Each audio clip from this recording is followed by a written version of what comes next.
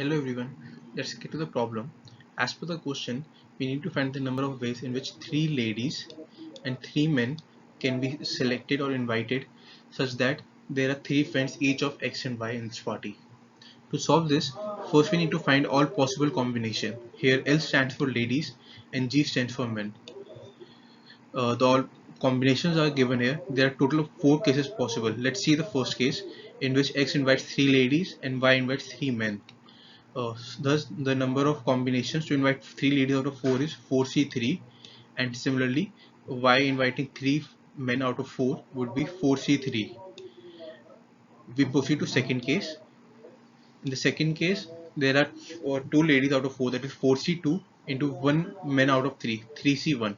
And same is the value for Y. Thus, 4C2 into 3C1 whole square. Similarly, for other cases, 4C1 into 3C2 whole square plus 3C3 whole square. We find the value of each of these terms individually and add them up,